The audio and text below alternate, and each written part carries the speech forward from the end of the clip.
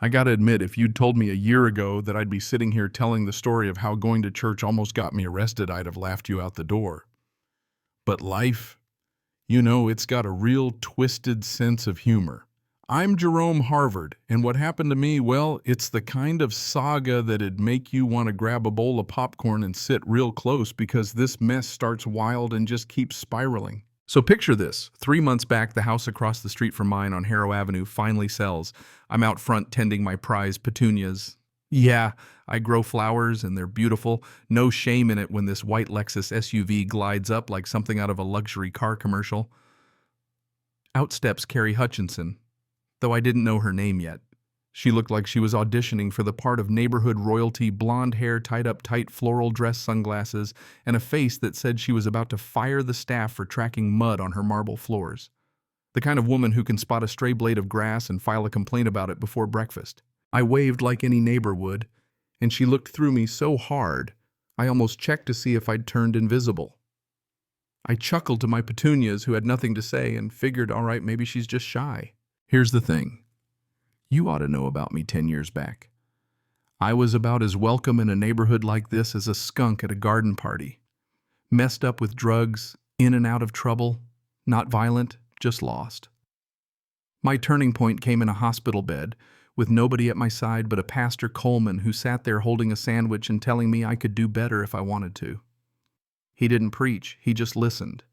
That man, he got me into recovery, helped me find work, and made sure I had a family at New Hope Baptist Church.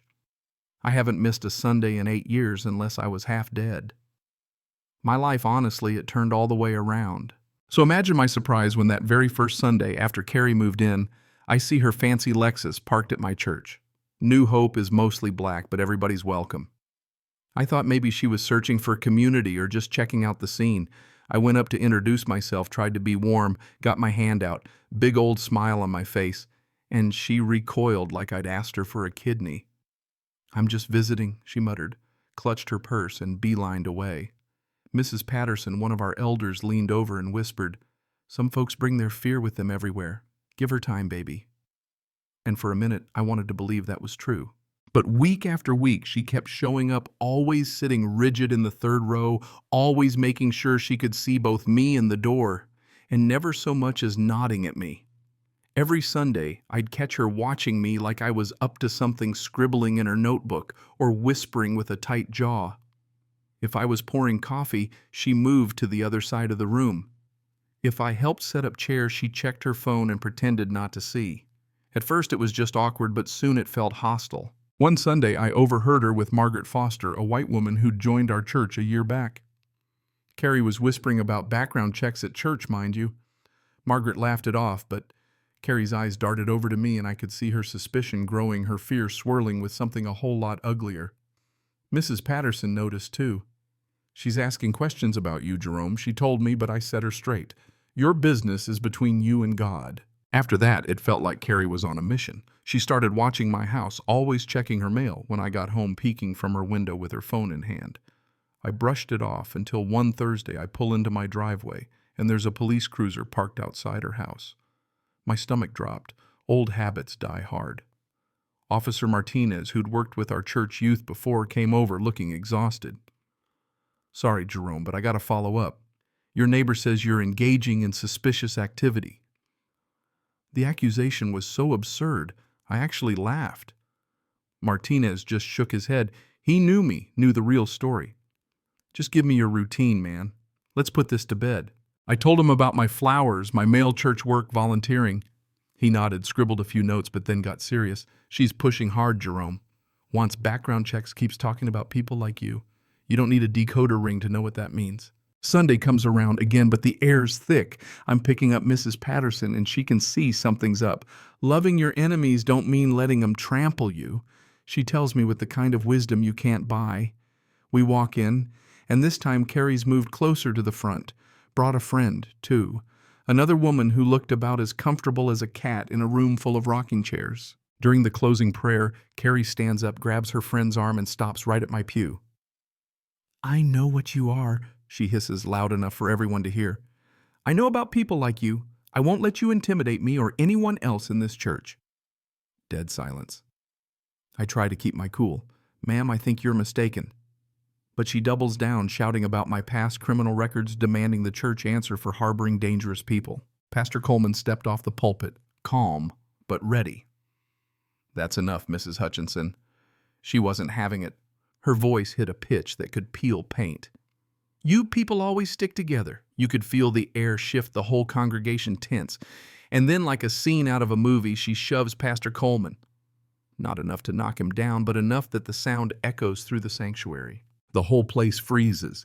Deacon Williams stands up. Ma'am, you need to leave. She screams about calling the police, about making a citizen's arrest on me, on Pastor Coleman, on the whole church, it seemed.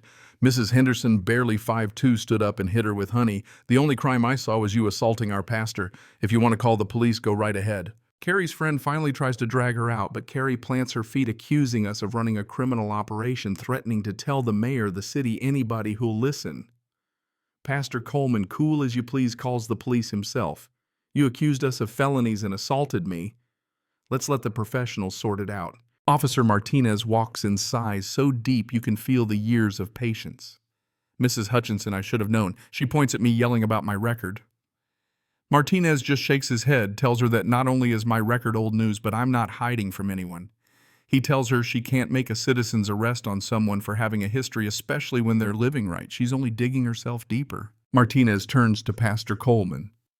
You want to press charges? Coleman just looks sad. If she'll apologize and get help, I'll consider it a lesson learned. But Carrie, still clinging to her righteousness, refuses. I want all of them arrested. Martinez gives her one last out. Are you sure? She doubles down. Click the cuffs, go on. You're under arrest for assault, disturbing the peace, and making false reports. She's still yelling as they walk her out, blaming everyone but herself. If you people would just stay where you belong. That's when it all clicked for everyone. This was never about safety, never about the neighborhood. It was about not wanting someone like me anywhere near her world. The church sat in silence till Pastor Coleman finally said, well, that's a first. The place burst out laughing, the real, exhausted, relieved kind. Folks hugged me, checked on each other, and Mrs. Henderson declared it was time for cake in the fellowship hall. The days after it blew up fast, neighbors showed up to apologize. Folks who doubted me realized the truth. Even the mayor made a statement about standing against hate. Detective Chen from the police told me what Carrie did was a hate crime, plain and simple, and the court was going to make sure it stuck.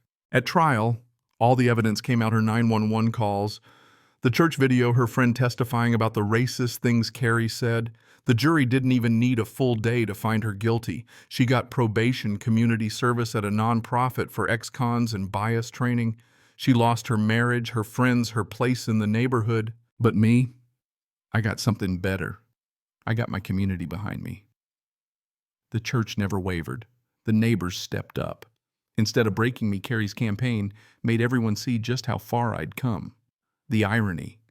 She wanted to drive me out, but all she did was drive herself away. Funny thing is, as Pastor Coleman said the Sunday after her house finally sold, sometimes consequences are the real mercy. And sometimes the very thing meant to break you is what proves you're unbreakable. So now it's your turn. What do you think? Was justice served? Does redemption really change a person, or do some folks just never learn? Let me know down below. I want to hear your take on it.